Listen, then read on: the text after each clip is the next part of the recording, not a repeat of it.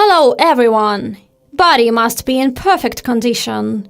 The exception is hastily restored after an accident copies. The Scandinavian model with corrosion resistance is in perfect order, although paint chips on the hood and fenders may occur. Over time, however, the chrome coating on the decorative elements of the case fades and shaggy. But in general, the body and the paint itself of the car are very strong. But the windshield does not differ in strength. It quickly becomes cheap and rubbed with brushes. And when buying a new one, you should not spend money on a branded part. It is possible and even necessary to get by with a high-quality non-original. Such glass is not only cheaper, but also much more durable. In addition, lights and headlights often sweat on a car, and the disease can progress with age. Treatment: replacing the headlight sealing gum with butyl tape from the manufacturer or its equivalent. With an increase in mileage, servo-driven door locks fail, the replacement of which is quite expensive. As for the motors, they are generally reliable, although they are not without some problems. Initially, the second generation of the 60s was equipped with turbocharged 1.6-liter force bought from Ford, as well as engines of its own production, inline 2.5-liter 5s and 6s with a volume of 3.0 liters. Four-cylinder units performed well, but turned out to be extremely demanding of the quality of fuel and oil, and are also very afraid of overheating. The use of surrogate gasoline and liquid lubricant immediately affected the health of the motors, up to the burnout of the pistons and the appearance of scoring on the plain bearings. A slight overheating often led to warping of the cylinder head, but native Volvo engines are reputed to be durable and trouble-free, although they are distinguished by increased fuel consumption and higher maintenance costs. It is a pity that in the fight for the environment they gave way to engines with a fewer cylinders and more modest displacement, which began to be installed on the S60 after 2015. By and large, there are Ford's 4s with a volume of 1.5 liters and 2.0 liters with a turbocharger of the EcoBoost series. We must pay tribute to the fact that the 1.5-liter engine has become more reliable than its predecessor with a volume of 1.6 liters.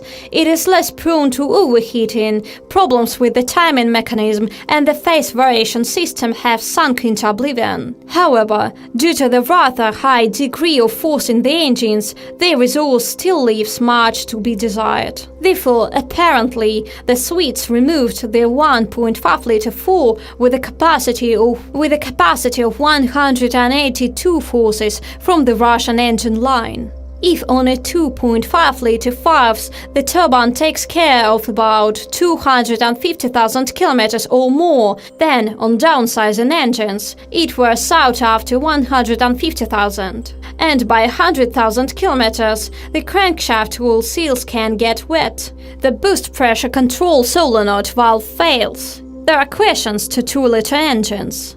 The water pump wears out ahead of time. Claims are being received for uneven operation of engines at idle. However, servicemen assure that this is their specificity. Worse, when after 100,000 kilometers the turbocharger becomes unusable. It is not uncommon for owners to do chip tuning, especially for 190 horsepower engines, increasing their power to 245 or more. We recommend avoiding such cars. No one knows how long a chipped engine will last after that and what troubles can happen to it in the future. Diesel versions of the S60 were sold until 2013, mainly with 2.4-liter 5s with a capacity of 205 horses. The unit is unconditionally reliable and with proper care will last 400,000 kilometers and even more. That's just in the Russian market. They can be counted on the fingers. But we have quite a few modifications with a power shift body box, equipped with 2 clutches operating in an oil bath. This box can be called the Achilles heel of the Volvo S60. It starts to push and stumble sometimes after 30,000 to 50,000 kilometers of run.